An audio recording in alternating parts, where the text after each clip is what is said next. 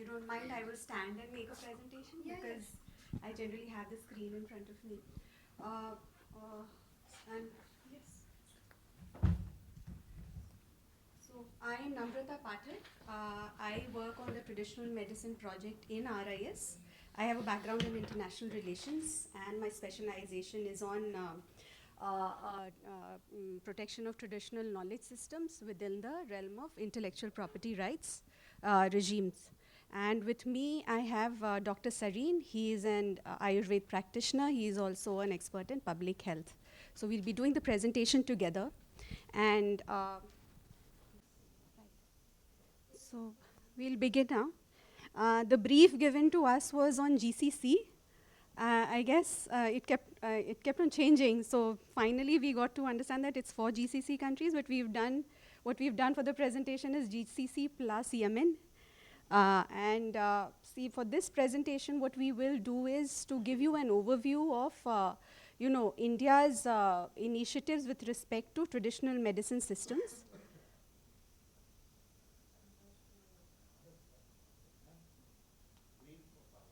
हाँ? नहीं हो रहा है.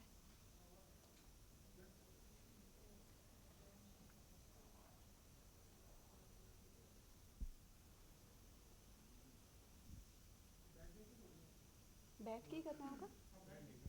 ओके, ठीक.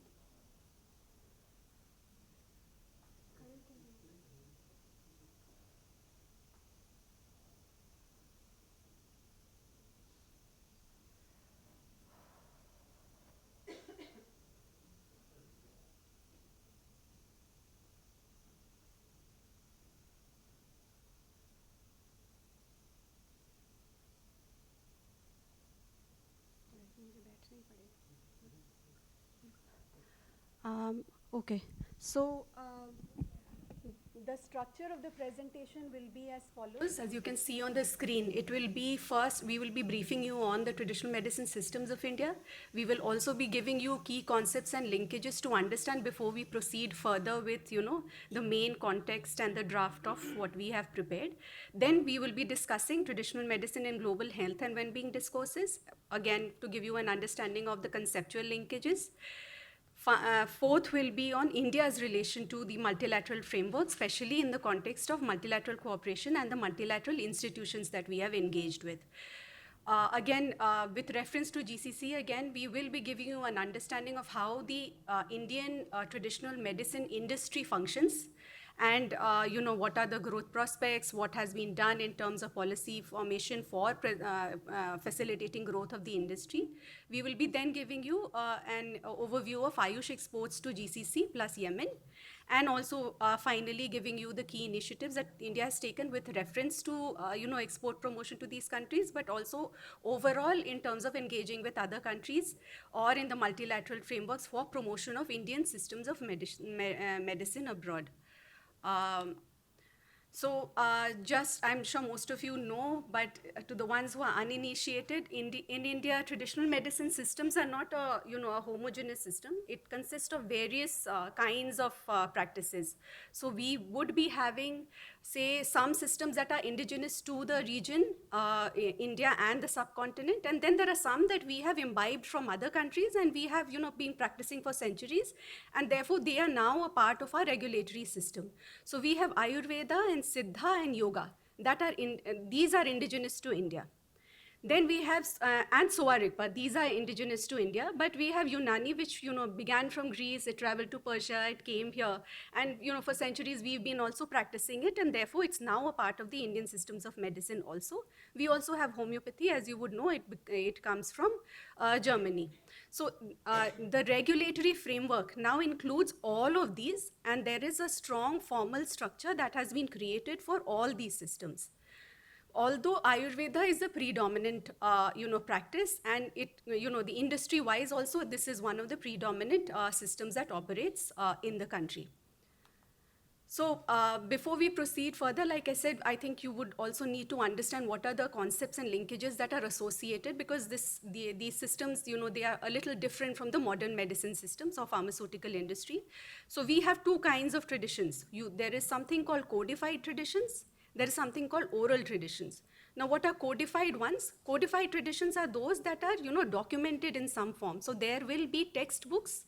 So Ayurveda and Siddha probably, or traditional Chinese medicine, you see, for centuries, these have been written down, they have been documented and passed from one generation to another to the country or the subcontinent. It is an open domain, everybody knows about it. All the textbooks are easily available. You will have to just code it, decode it in the form that, it is available in a certain language. So those challenges would be there, but overall it is in a documented form available to anybody who wants to refer to what kind of prescriptions are given in those systems. Then we have oral traditions. So oral traditions are basically, say if there is a tribal community or a local community or there is a family. So the information is passed from one generation to another, just orally, from one person to another. They are often kept secret. Many times it is open. But there are folk traditions. So the local communities often refer to those particular practitioners or doctors in the community, though it is not written down anywhere. So similar kind of practices would be probably available in Africa, or for that matter, in Latin American countries. India and China also have these traditions. So we have both forms. But obviously, codified traditions are easier to work in terms of the regulatory frameworks, and oral traditions need to be more structured, which we are working on. Another aspect of traditional medicine systems that we need to keep in mind is the raw materials that are used. So as compared to pharmaceutical industry, you see, here, biological resources, the medicinal plant, genetic resources, they form the key raw material. Again, there are animal parts and products that probably it's quite dominant in traditional Chinese medicine. It is also used partly in our systems of medicine also. But medicinal plants are the key raw materials, and therefore the dependence the policy framework often depends on taking a holistic overview on protecting and preserving biological resources, and therefore as you will see further that India's engagement on Convention on Biological Diversity or those kind of frameworks is often in relation to in the interest of long-term preservation of these resources, again that goes to serve the traditional medicine industry. Then there is traditional knowledge and IPR. So traditional medicine again forms a part of the traditional knowledge systems as they operate. Traditional knowledge is a broader term, but as it operates, there is a challenge with intellectual property rights protection with reference to traditional knowledge systems. You see, intellectual property rights are given to persons over the creation of the mind, often for industrial purposes, for invention or innovation. But the challenge is that for these traditional medicine systems, as I said earlier, they are quite out in the open. They are in public domain, so not one person or one institution or one agency cannot claim ownership of that knowledge. And therefore, according intellectual property rights, or even preventing misappropriation or somebody claiming a false patent on a particular knowledge and saying that I have brought out a new drug based on an information that probably comes from traditional knowledge systems that operate in certain countries. So there is a challenge in how to protect, but also a challenge in how to promote as compared to modern pharmaceuticals, where the growth of a modern pharmaceutical industry is highly dependent on creating a new drug for which there is an incentive, because you will be granted a patent for 20 years, you will be given exclusive ownership, so others cannot manufacture that medicine that you have developed at the moment, and that gives you an incentive to capitalize and generate benefits and profits from. So that is a challenge that that operates with traditional knowledge systems related to traditional medicines. Then we are talking about linkages with other industries. So again, as compared to the pharmaceutical or healthcare industry, where you only have hospitals and clinics, or where you only have pharmaceutical products, these industries are often quite fused with other industries also. So we will be talking about these aspects later on. Now, going to global health and well-being discourses, now this is more on a conceptual level. We want to kind of establish how traditional medicine basically seeps into the discourses that are being discussed in a global level at a conceptual level. So we are talking about sustainability related issues where I think all of us would know that SDG goals and targets have not been met. They have been further challenged by the COVID-19, and therefore now there is there is often a discussion on how to look at various other approaches. So if modern medicine has not been able to solve SDG outcomes, especially with relation to health, what could be the other approaches that we could do? And it should go beyond a unidimensional approach that we often apply within the global development framework these days.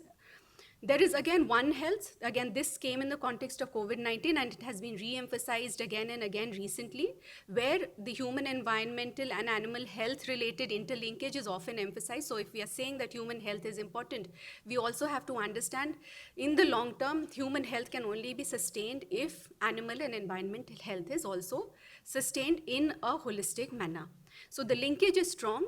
And now again in global discourses, this is often being discussed that traditional medicine systems, simply by the nature of the way they function, so they look at a holistic overview of your health, and they will be looking at, say if the dietary practices, then it again links to agricultural practices, then it links to the environmental practices. So all of these systems often have a very, One Health similar approach to healthcare. And that is something that can be capitalized when we are looking at One Health related solutions that the world is discussing about. Finally, and the most important one, is the issue of access and equity. Now, like the global north, not all countries in the global south have, the fiscal space to accord to, universal healthcare or primary healthcare, or, looking at, there is therefore the need to look at a holistic approach. So if you have a traditional medicine system operating within your country, especially in the global south, why not try and look at it in an integrative way, which helps it to solve the primary health goals, and also helps to, facilitate access and equity to everyone who is seeking some kind of a healthcare through public health services. Now, with these concepts, again, multilateral frameworks would also be discussing this on a similar line, and we will be looking at regional and multilateral cooperation, and we will also be looking at multilateral institutions. Why I'm segregating regional cooperation and multilateral cooperation is because obviously, you see, in regional cooperation, it could be a legally binding framework that the countries have gotten together for. It could also not be something, say, for example, G20 countries.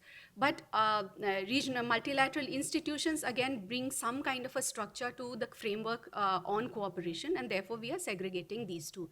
So when we're looking at regional multilateral cooperation, there are some good examples that we have where, cooperation on traditional medicine has been successful to some extent. We will not say it is, something very strongly impressive, but it is getting there.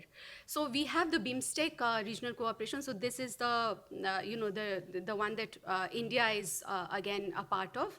We have the Task Force on Traditional Medicine, and there is, now before we discuss this, there is something that we all need to know, that you see, the key for any regional cooperation framework would be harmonizing of any of the standards, because standards on services and goods that are moving from one country to another, that is going to be the reference point for countries to actually accept a good or a product that is coming from another country. So the harmonization of curricula of the degrees of traditional medicine. So we have Ayush related degrees, so people gain medical degrees in Ayurveda or Siddha or Unani. So if that person goes to another country, say for example another BIMSTEC country, would that country again recognize, and it can be a reciprocal mechanism. So you facilitate the growth of these systems, and you are also facilitating the growth of the recognition of these degrees that are there. Then we have ASEAN. The ASEAN group of countries, they again have a working group on traditional medicines. So they have gone something very impressive. They have a harmonization of technical standards. In 2020, they had around 10 technical standards that they have harmonized on the traditional medicine or supplements related products. And that again helps the movement of those goods within the region much more easier. So it facilitates trade and commerce in the long run. Then we have other regional grouping, multilateral grouping, so to say. G20 is a broader group. Of course, G20 is not going to be able to, or hasn't been able to facilitate some kind of a, a structure that is, that calls for harmonization. But even discussions on traditional medicine here has facilitated the debate to pushing the debate or even acceptance among the global north, because G20 is composed of both countries of the south as well as of the north, and therefore any discussion also sends some kind of a signal that you see there should be even the reluctance that could be coming from the countries of the south can be diluted to some extent. So we have the G20 health ministers declaration in Beijing, we have the one in Buenos Aires. All of them relate to use of traditional medicine practices for achieving the SDG goals. Then in Indonesia's presidency, there was a T20 communique, but we talked about nature-based solutions. So that again talks about herbal medicines, so to say indirectly, but again, that serves the purpose. India again took it one step ahead. We, as against the health minister's declaration, G20, you would understand G20 leaders declaration is a much bigger platform, and therefore to get some kind of content within the leaders declaration is a huge step for promotion of traditional medicine. Of course, India did recognize that there are concerns within the global north about the evidence base or the evidence of safety and efficacy of these medicines, and therefore the content that we are talking about here recognize the potential role of evidence-based traditional and complementary medicine has been acknowledged, that yes, at the end of the day, if traditional medicine is to be promoted, there is a need to generate evidence-based medicine for usage, and that can be done through clinical trials or clinical studies. We now will discuss the multilateral institutions. So as compared to the multilateral cooperation, we have certain institutions. So one thing we need to keep in mind here, that in multilateral institutions, generally in the first three, say World Intellectual Property Organization, Convention on Biological Diversity, and the WTO TRIPS, traditional medicine is not directly being discussed. Its utility is generally being discussed in the context of traditional knowledge systems. So the efforts to protect it and promote it, protect the rights of the holders of these knowledge systems somewhere kind of links the relevance of the traditional medicine systems. But of course, WHO is there. So again, in these, there will be some that are legally binding treaties. So WIPO, again, I'll go one by one. The World Intellectual Property Organization is quite relevant because it now has a legally binding treaty. So countries which are signatories to it have to adhere to the norms that they have prescribed as a part of the treaty. But this process had begun quite early on. So this, in 2000, they had this intergovernmental committee. And here in the IGC, you would see the South-South cooperation related examples very strongly, where Asian group, African group, and the Latin American and Caribbean group have often been talking about protection of traditional knowledge.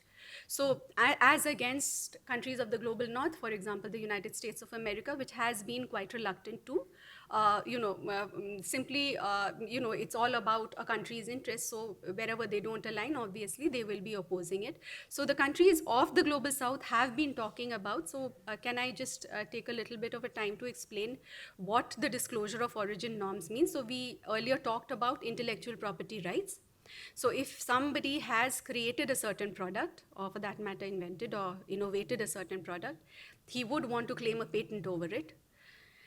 The disclosure of origin norms for patent applications says that if you are seeking to claim a patent of a particular product, say for that matter you have created a drug that is curing a certain disease, but if you have drawn it from any particular plant genetic resource and traditional knowledge, you should be obligated to disclose the origin from where you have taken those plant genetic resources, which has formed the basis of your drug development.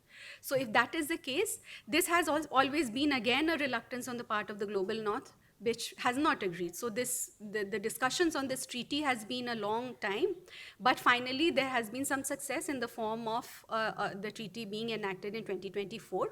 And therefore now, as per Article 3 of the Treaty on Intellectual Property, Genetic Resources and Associated Traditional Knowledge 2024, patent applicants have to give, based on genetic resources, have to disclose the country of origin, and patent applications based on traditional knowledge also have to disclose the indigenous people or the local community from whom they have sourced this information. Of course, the penalties associated with non-disclosure is quite dilute, but this is a big step in itself.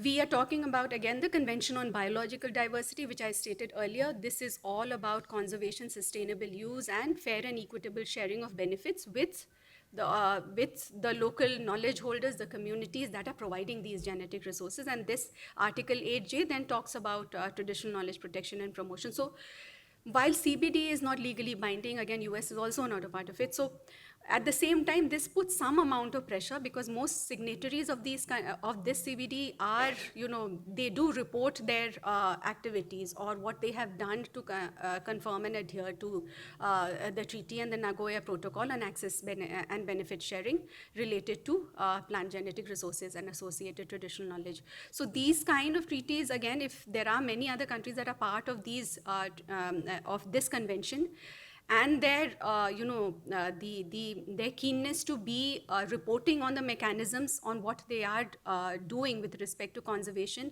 and sharing of benefits with the knowledge holders of the plant genetic resources, just in case they are commercializing a particular product. So if somebody has taken, I'll give you an example from India. We have done very well in this regard. We even before the CBD came, we had started very interesting projects on benefit sharing with the local communities. So there was a community in the southern state of India where a drug was developed by using the knowledge of a particular plant that that community had. They knew it was a slimming product, they would consume it, and the scientists developed a particular product, they commercialized it, and they also shared the benefits of the commercial profits that they accrued from that product. So we'd done that quite early on, and then after the CBD came, we also have this Biological Diversity Act, which has again been amended in 2023. So in this context, we have been pretty proactive in terms of facilitating the rights of the traditional knowledge holders, and also documenting the knowledge related to these systems as it operates within the local communities, because India is a very vast country. We have a vast biological diversity, and there are many communities and tribal communities that are still existing in the corners who have knowledge of medicines, of the plants that are there, and it is important to document them. So we are also doing that. Again, in WTO TRIPS, while again TRIPS is a legally binding instrument, TRIPS, the Trade-Related Intellectual Property Rights Agreement at WTO, it again facilitates intellectual property rights in a big way. The only exception it has made is in Article 27(3)(b), where it talks about probably excluding patentability of plants and animals other than microorganisms. So in a way, it helps to protect plant genetic resources from patentability to some extent, also talking about the possibility of a sui generis system, that is, each country can basically create their own mechanisms or regulations for protection in whichever way they feel is appropriate. So the multilateral legally binding institutions have been, as I said, discussing traditional medicine in the context of protection of traditional knowledge in the realm of intellectual property rights or biodiversity conservation or access and benefit sharing with communities. So we also have WHO, which is not again a legally binding instrument, but again, WHO is a global health governance platform, and therefore any initiative taken there would be quite relevant. Sareen will talk you through.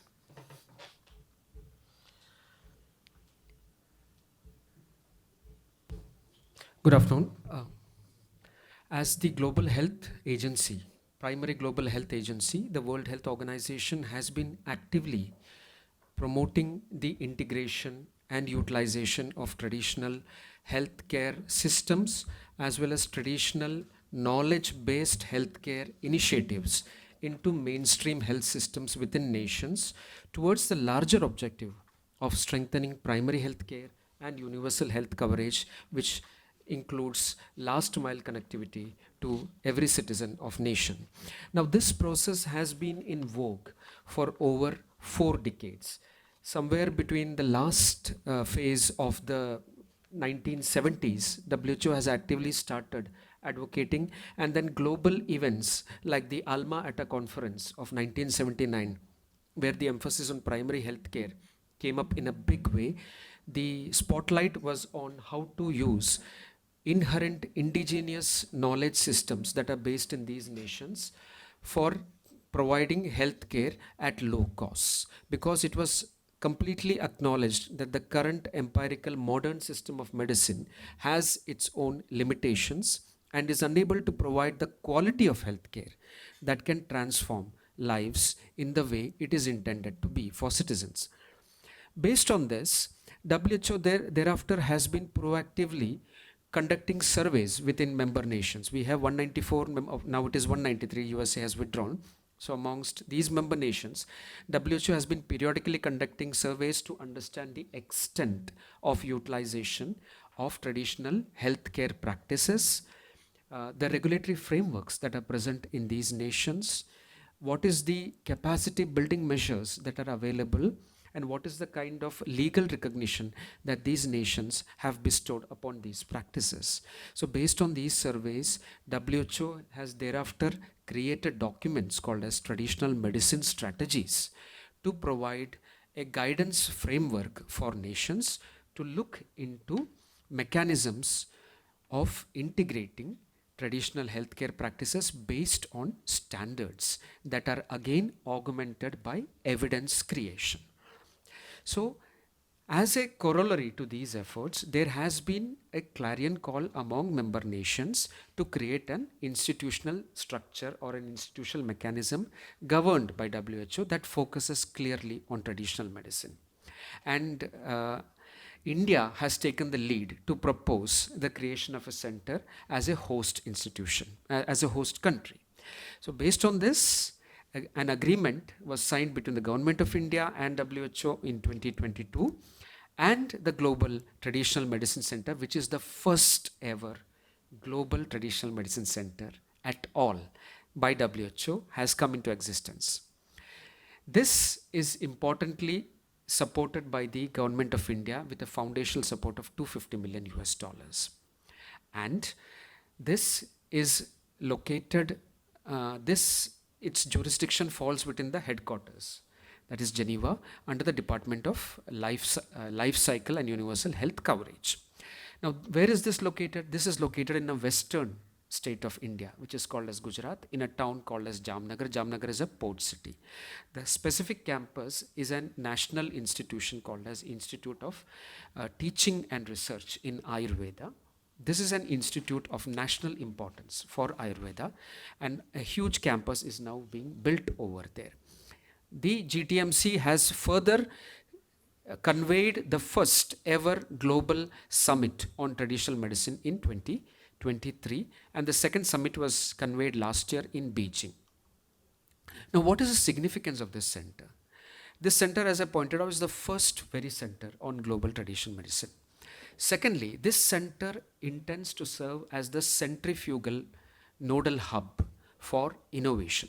Innovation with respect to collaborations in knowledge and capacity building, in research for evidence creation, and also as a platform for mutual learning.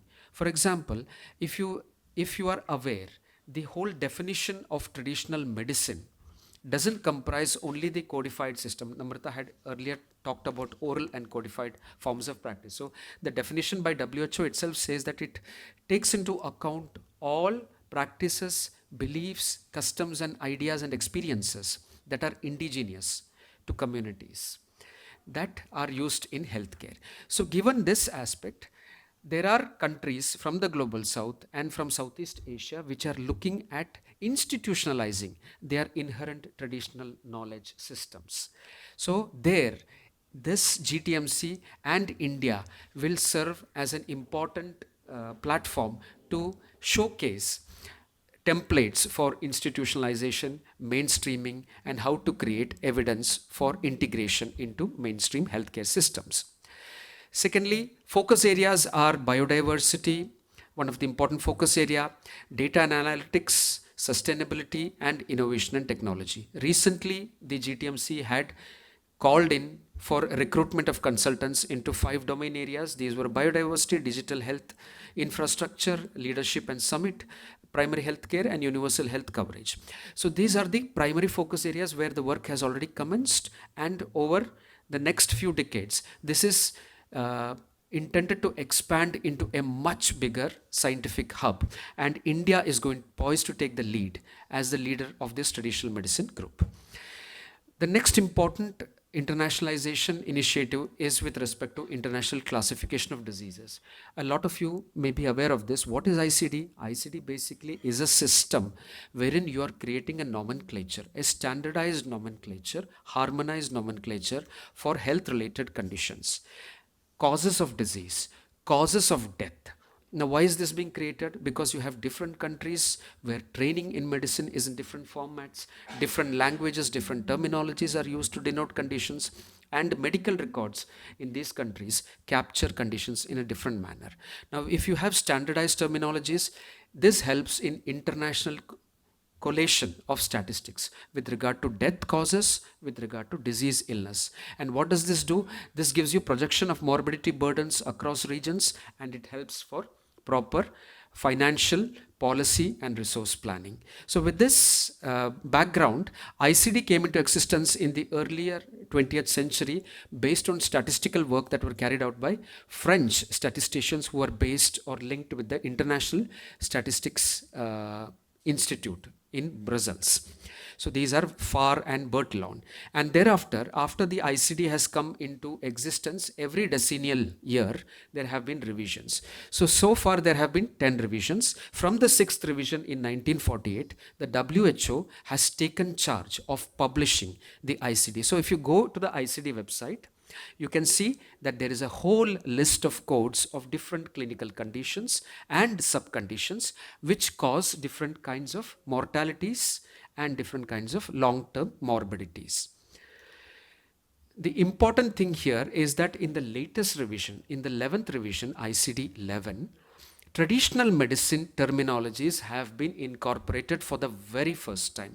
Now, this was something that traditional medicine nations, including China and India, have been pressing for hard, because the earlier statistical data that was collected from nations does not take into account conditions that are being treated by institutional healthcare providers from the traditional medical systems, because of the difference variances in terminologies used. So member nations have internally started collating and standardizing terminologies that have been used. Like in India, we have created standardized terminologies for the system of Ayurveda, for the system of Unani, for the system of Siddha, etc. And these have been provided to WHO, and WHO has come out with publications on this.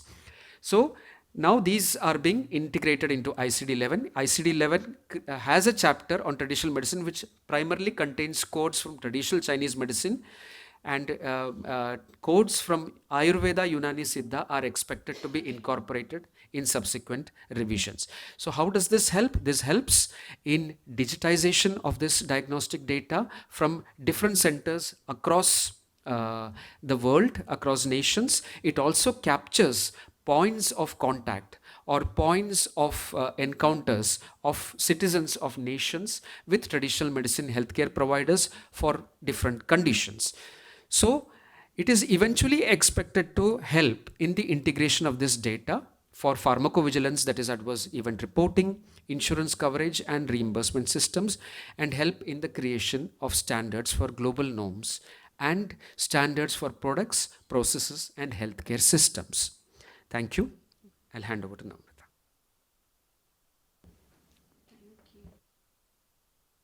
Yes, so now that we've talked about the global, the scenario and the multilateral initiatives, we will be giving you an overview of the Ayush industry, as we call it. So it has moved on from being just, local healthcare providers operating on a very small scale as an industry. As I said earlier, the Ayush is the traditional medicine sector. So basically, the traditional medicine industry or the traditional medicine systems, we together call them Ayush. They include all the systems, and there is an acronym that we have now. It's called Ayush. So whenever we're talking about Ayush, it means the traditional medicine sector or the industry or the systems as such. So the Ayush sector in India consists of both goods and services, like any other, health related industry. It consists of not merely, now here is where it becomes different. The industry for us includes both the pharmaceutical products that they make. So these systems do produce medicines. These could be classical or proprietary. Then they are also a part of the allied industries of medicinal plant sector. So the raw herbs that they are, we are talking about, or the extracts, or the nutraceutical industry. So a lot of the nutraceutical companies basically produce maybe single or, more than one herb related products as supplements, but they're basically drawing their selling point from saying that this comes from a knowledge of Ayurveda or Siddha or Unani. So they are supplements, but they are claiming the sales on the basis of knowledge systems of Ayush, and therefore we include them as a part of the Ayush industry. And then again, there are these FMCG companies, basically in India, or for that matter globally. Now everything is herbal or whatever they say. They do say that they have derived it from a certain medicine system. In India, we even like we would be having toothpaste that could be mint based, and then it's like Ayurveda drawn derived product. So all of these then RIS basically works on the traditional medicine industry. For our methodology, we basically take all of this as constituting the Ayush industry for goods. Again, in services, it is not merely limited to hospitals and clinics or medical education.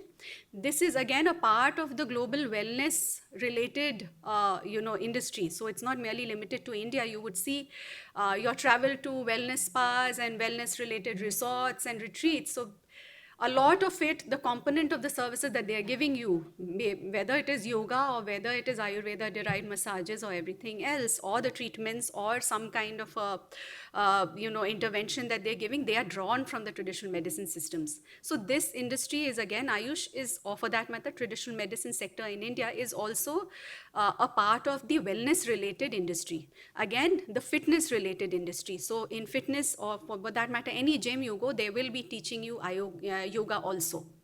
So again, the yoga centers independently or as a part of the fitness industry, all of this, if we take it together, they go beyond merely healthcare related industry, beyond hospitals and clinics and medical education. So it's quite vast. And the size of the industry itself is quite vast. So we did an estimation of the RIS did a study, and it is all there on our website on if you want to take a look at that report. The goods industry is huge. Within India itself, it is 18 billion. So you see, there is a huge domestic market for it. Of course, the global herbal market, if we say herbal medicines, including all the other components that I just described, it is more than 650 billion. So it is a small part of the global herbal market, but it is growing impressively. So between 2014 and 2020, it grew at the rate of 17%. And that says something about the sector as an industry. There is also, the sub-components have also grown impressively. So we have plant derivatives, nutraceuticals, plant extracts, raw herbs, all of them have been growing beyond 14%. So if you compare it with any other industry, it is something to be very, impressed with. And going forward, even FMCG and pharmaceutical companies are now showing interest in this. So you have Lupin, you have GlaxoSmithKline. They are also now coming up with an Ayush related segment, and they are producing products based on Ayush. So it's also important to give you, an understanding of how manufacturing is distributed. So contrary to what someone might think that it is concentrated, we have many states. We have 28 states, 8 union territories. So India is a vast country. There are many states, but you see, because this is a traditional medicine system, it is quite spread across the country and across the states and union territories of India. Of course, there are some states. So there'll be a state like Uttar Pradesh where you see a high, I can just stand up and show you. This state is, it has a high turnover. It also has a high number of manufacturing units. And again, you will see there is a state called Himachal Pradesh. It has only 125 units, but the turnover is, around more than 1,500 crore rupees. So basically, it is distributed across. And however, the turnover is also dependent on the kind of units that are distributed. So in the state of Uttar Pradesh, though it has a high number of units and also high turnover, it is concentrated in terms of MSMEs dominating the production. In the state where I just showed you the turnover is high, but the number of units are low, It has a very strong industrial policy or industrial zone which facilitates pharmaceutical production, and therefore big companies are often placed their manufacturing units in this state. Specifically in the place called Solan. So that is why there are probably around 125 companies, but the turnover is quite high.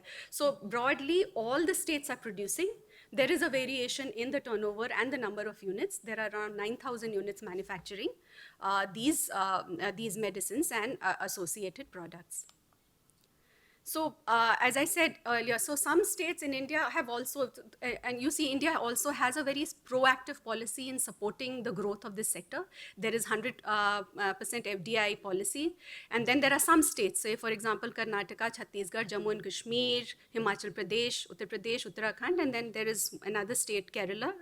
So all of these states have strong industrial policies facilitating, in terms of stamp duty exemption or capital subsidies or land rebate. So they are going ahead with, understanding that there is prospect for this industry, and therefore it makes sense to invite investment on this sector within our state. And they have been competitive in terms of the favorable industrial policies. Now, if I will now go to the exports of Ayush before I go to GCC countries. So Ayush exports again have been quite encouraging for us. The total exports was around 1.2 billion in 2023, and as you see, in the growth rate of the sector, and again I take everything from medicinal plants, we are talking about extracts, we are talking about pharmaceuticals. All of this makes up what Ayush exports would be defined as. So the total, if I take the total of the Ayush exports, the growth rate is around 7.06% between 2017 and 2023. But the medicinal plant sector has grown by 6.5, extracts by 8.6, and medicines of that matter, pharmaceuticals have grown by 5.8, which is still encouraging, though, a lot more could be done. So I will just run you through the major markets there that Ayush products go to. So if I take the total of it, same the medicinal plants, extracts, and the pharmaceutical products, that will be Ayush's global exports. So USA is the biggest market for us. It is 31% of India's total exports of Ayush, and it is 11.7% of the Ayush pharmaceuticals. So basically, why I'm emphasizing on pharmaceuticals is obviously it reflects the high end of the value chain, because finished products export is the objective of any country. We don't merely want to export herbs, we also want to export finished products, and that is where the Ayush pharmaceutical products come in. So USA constitutes 11.75% of the pharmaceuticals that we export under Ayush. Again, European Union, I take that as a group because European Union has as a market, it is quite integrated. All the regulations that apply to European Union, countries subscribe to them, and therefore we take EU as a region. So it is 20% of global exports, and 15.9, that is around 16% of the pharmaceutical exports. UAE, as a part of the GCC countries, in itself is quite huge. So it is a third biggest market for India. So broadly, all these three constitute almost 50% of India's total exports. So UAE is quite impressive in every way. It is 4.2% of India's global exports and 10.82% of Ayush pharmaceuticals. So whenever I wanted to show it to you in a map, but in the map UAE comes as a dot. So it's not possible for me to show that, it's such a huge amount of export going to that small country, but it is one of the biggest importers. So Africa, again, as a region, is 7.3, but 18.73% of the pharmaceutical exports go to Africa. So there are huge markets in, say, for example, Egypt or South Africa, Kenya, Nigeria. They are quite receptive to Ayush pharmaceutical products. Again, finally, we have GCC plus Yemen. GCC plus Yemen is 7.2%, so which is again quite a substantive part of Ayush exports. And again, 15 points, say around 16% of Ayush pharmaceutical exports in 2023. So it is a huge market for India itself. So this is basically the global map, and as you can see, US dominates, and then there are other countries. So as the yellow ones would be after green, and then the red ones would be the nearing zero. So obviously they are not as high on the imports. So orange, yellow would be again in a good range. So when I look at GCC plus Yemen, we have again UAE dominates. So if you're looking at total Ayush exports, the you see Saudi UAE is 66% of this region, and Saudi Arabia is again 13.636%. So that these two countries dominate as far as the total exports are concerned. But you see, there is an impressive growth for the other countries as well. So if I am looking at Yemen growing at 8.2%, 0.2%, Oman, growing at 13%, and Kuwait growing at 11.75%, that says something about the potential of the region for growth of Ayush. So even though they are limited at the moment, their growth is very good and impressive. And that says something about the future prospects of export to the region. Again, we're looking at medicinal plants, and I'm emphasizing on medicinal plants because a huge proportion does go to the GCC countries. So you see UAE again imports 29 million worth of medicinal plants, the raw herbs that we export. And Saudi Arabia is 21% of the region, and UAE is 60% of the region. But again, you see, UAE is growing at 16, but Yemen is also growing at the rate of 12% between these 5 years. Between 2018 and 23, Yemen has grown, the export, the annual compounded annual growth rate has been 12%. Kuwait has been 10.3%. So again, there is a huge prospect. Though they are limited at the moment, they are growing at an impressive stage, and in future we are thinking that they will be growing further. So the distribution again would be higher, it would be spread more across these countries also. Again, we have the, just a second, I wanted to show you the, yeah, Ayush medicines. So because medicines is the focus of traditional medicine industry, you see UAE is again 68%, it dominates. Oman is 9.3%. But again, the growth rate for Oman, you see, is 28%, and that is so impressive. Qatar is 24%. That is so impressive.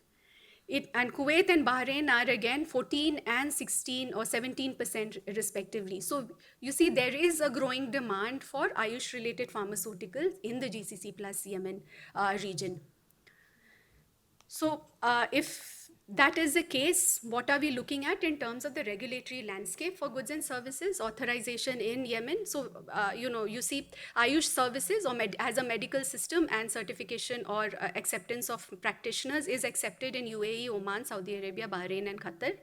Pharmaceuticals again are a part of the herbal regulatory authorization, and therefore it is, and that is the, the most encouraging part of this region is that most countries have brought in regulations for herbal products or herbal medicines.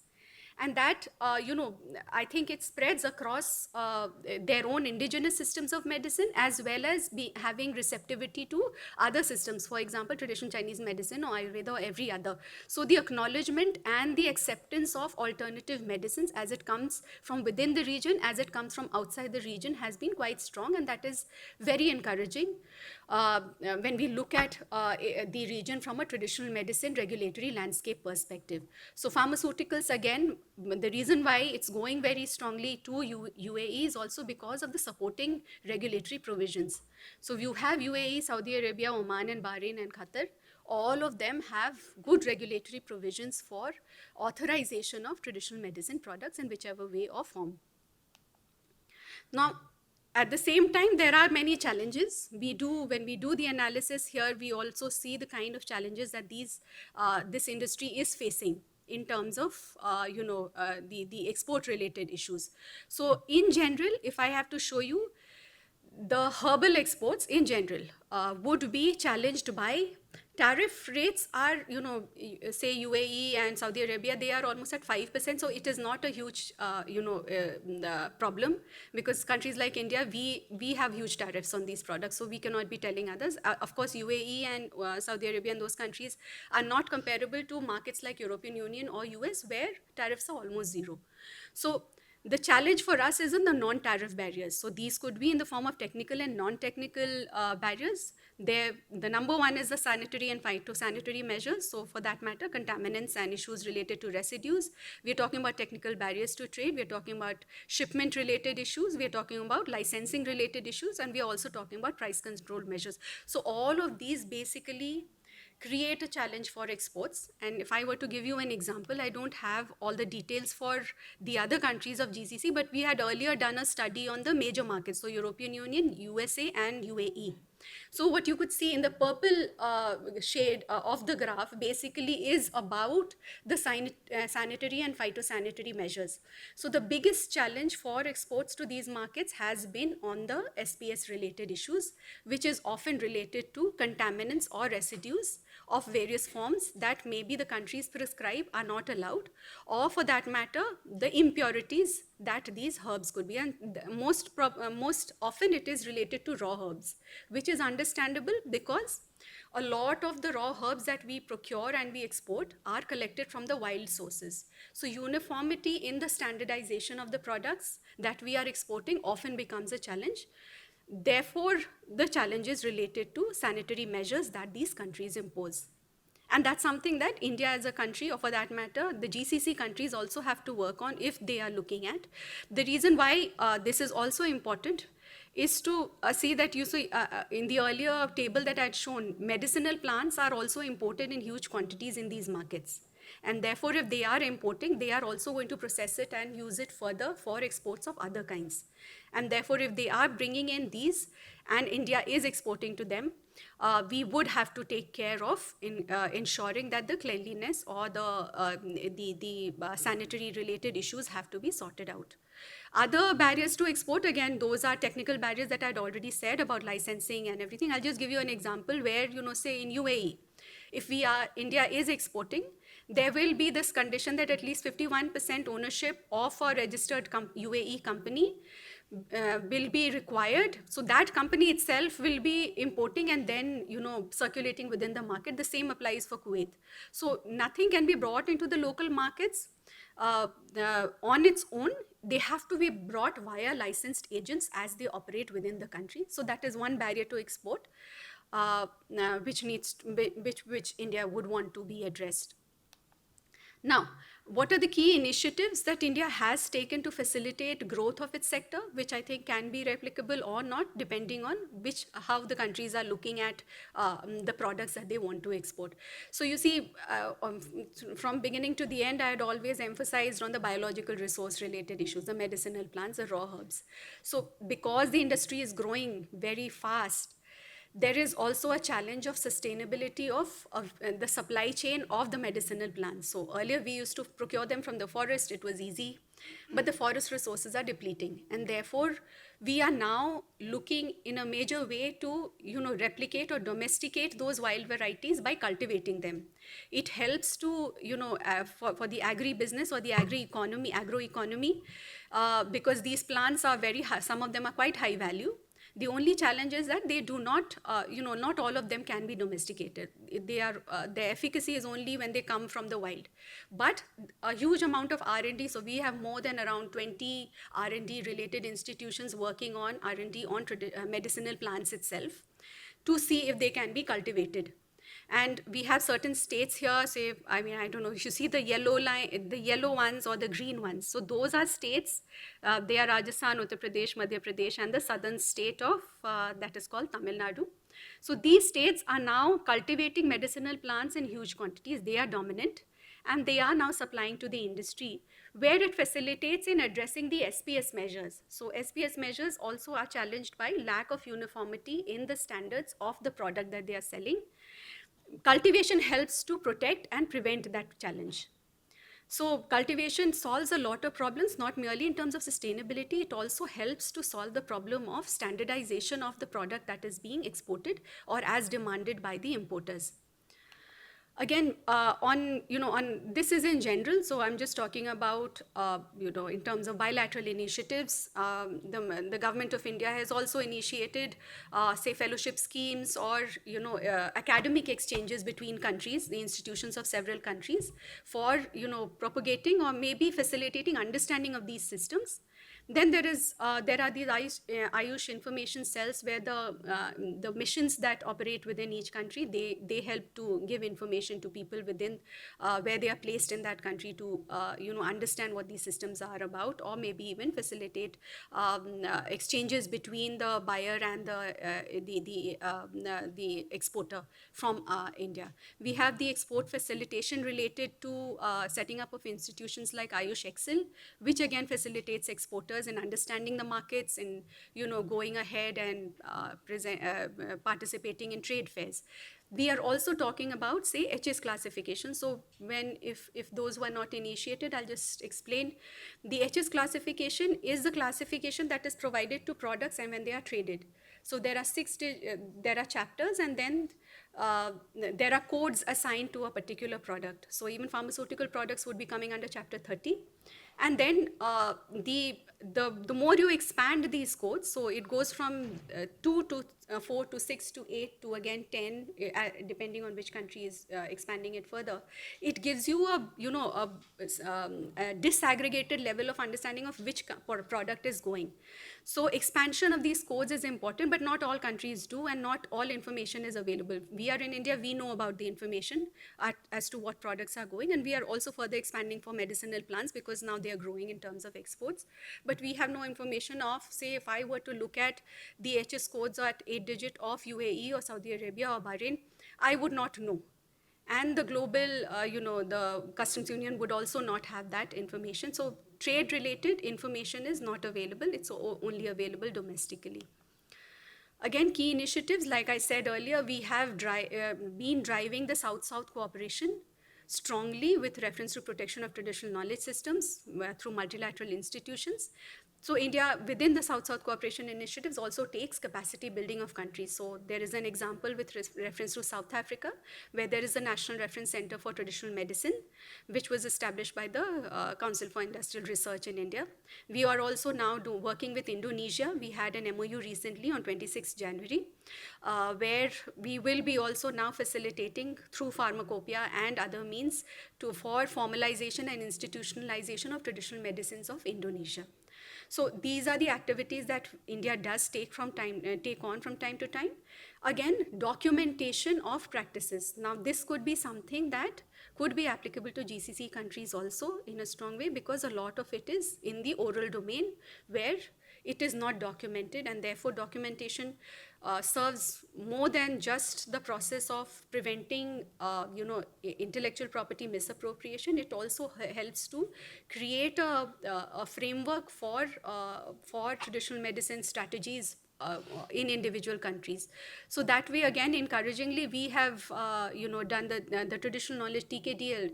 This is the traditional knowledge digital library that was created quite early on, and it has been made available to patent offices across the world, so that anybody who claims a patent on traditional medicine systems of India, and it is a wrong patent or wrongfully claiming or misappropriating, these patent offices then show the documented forms that this is already there, documented. So if you are claiming, this can be, we will reject this patent for you. So this TKDL does.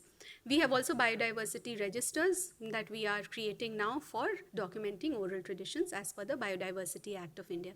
And then given that most buyers or most countries, it applies to GCC, it applies to us, whether we are going to an international market, whenever we are going to an international market, there will be challenges of standards.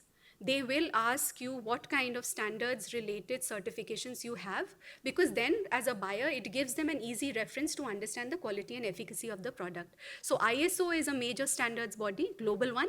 We have domestic standards, but we do also understand that that is not of any relevance if you're exporting abroad. We need international standards and voluntary standards. So ISO, with ISO, India is working to create standards for Ayurveda. That's the beginning. We are working to create voluntary standards for Ayurveda. So international buyers will find it easy to understand if the product is of a quality one based on the certification that the seller has of ISO related standards. So we're working on that too. Again, we are talking about R&D for new product development. So clinical trials and clinical studies are very important for Ayush.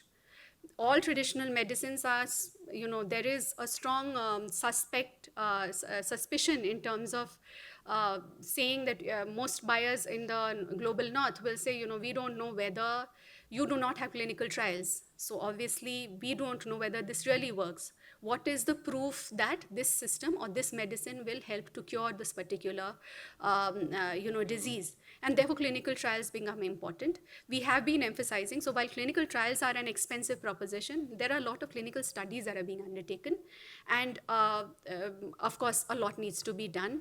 That is where one of the biggest challenges of traditional medicine systems to be exported as a medicine comes. And then we are talking about pharmacopoeia related mutual recognition agreements that help to facilitate exchange of products or movement of goods and services. Traceability in the supply chain, again, because most of these herbal plants, medicines are coming from herbal sources. The traceability is a conformity assessment issue that most buyers in international markets demand, and we're working towards it in the form of, one of them is cultivation of medicinal plants. I think I will end here. It must be quite exhaustive. So, yes, if you have any questions, you can ask. We'll answer. Yes. Hi. Thank you for the great presentations. In terms of the budget needed to generate and preserve traditional medicine, how much does it differ from that needed for modern medicine? That's a good question, actually. That's a good question. So, you see, earlier the budget was quite small. It is, as compared to modern healthcare, as a part of our, budget for health-related programs. The budget for traditional medicine again would be less, but it has been growing quite a lot. I have the data, I just don't have it now because we just had worked on the analysis of the budgetary allocation. But overall, there is, we do have expenditures allocated for medicinal plant cultivation and promotion itself, and the traditional medicine related work program in our public healthcare programs. So we have the public health insurance programs that India has initiated, because you see, it's a huge country. It's big, one of the biggest population of the world. And therefore, addressing the healthcare needs of such a big population is also a challenge. But we have this Ayushman Bharat program, that is the National Health Insurance Program. So in all these programs, there is a now provision for you to be able to claim services of traditional medicine also for curative purposes. And it has been well acknowledged and well, embedded in the modern healthcare related public infrastructure. Yeah. I can share the details of the data. We do have that, but I don't have the exact number right now. So, yes. Concerning the herbal medicine, Yes.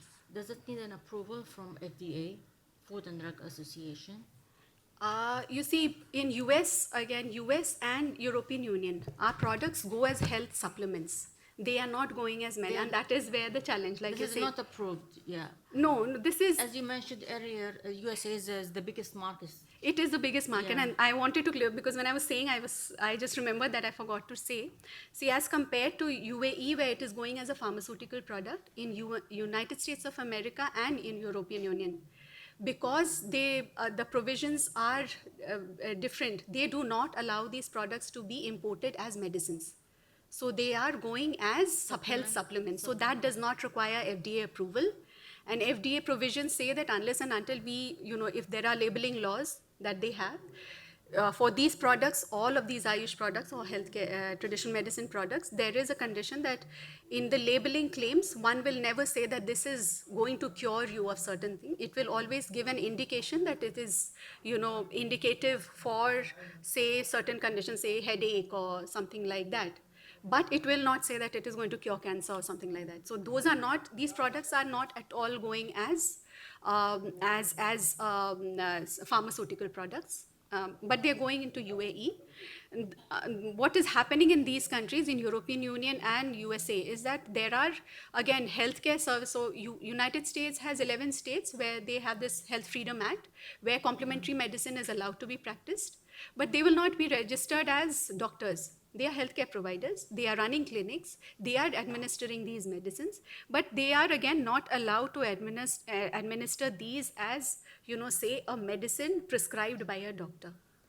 So we have these wellness related programs there, and there are people who will seek some kind of a solution to these in these kind of clinics, but they will, again, the claim cannot be made that these are pharmaceutical products. You cannot sell these as pharmaceutical products in these markets, and therefore FDA approval is not required.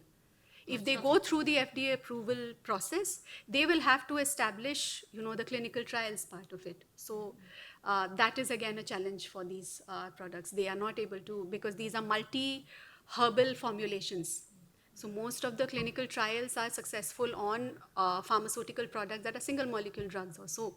So that is a challenge that these companies. One of the challenges. One of the challenges. It's a big one, of course. That's why I said the clinical trials and clinical studies are very important. But US does have a provision for botanicals. So again, under botanicals, it's almost the Can go same. straight. It's, are you calling it a botanical? But the provisions again would be strict. So as long as you're selling it as a supplement, they don't really have a problem. Thank you. So, yeah. Is there anything else? Excuse me. Yes. So in hospitals, it's still the patient option to resort to either traditional medicine or modern medicine, or is it up to the doctor to decide? No, we don't have cross reference, but we have we have hospitals that are only catering to, say, Ayurveda hospital, or there'll be a Unani hospital, or there will be a Siddha hospital. So it is up to the patient to go and seek services there. Oh, And then there are, in private hospitals, or for that matter, again, some public hospitals do have the major ones like All India Institute of Medical Sciences that has both. Then private hospitals, a lot of them, because they're seeing a prospect in this, and there are many patients that are seeking, health-related curative solutions from these systems. So many modern big chains are also including a small or a unit on the Ayurveda-related hospital within the hospital. so the So patient you can choose, yes, within those hospitals, you can choose what you want to do. But otherwise, it is, like, say, Ayurveda doctors cannot, the cross-referral is not You really. cannot administer without the No, patient. no, no. But it is up to the patient to choose. So we have a huge number of, say, we have around 700 medical colleges of Ayush itself. And we have, I'm forgetting the number of hospitals that we have. Do you remember? Hospitals ka number? Public. So we can just share. We are actually working on a services sector study, though we are looking at the industry now. And it would actually be a huge number, but I don't have the exact numbers for you right now. But there is a strong focus on public hospitals of traditional medicines. They have been operating, and there is an increase in the number also now.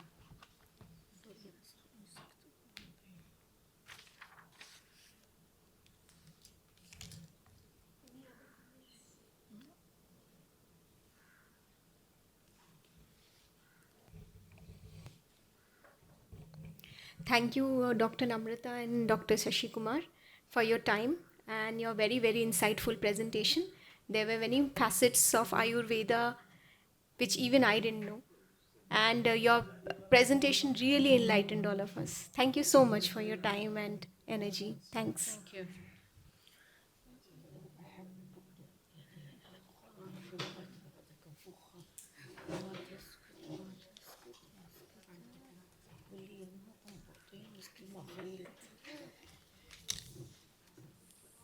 عندي سؤال ثاني بس ما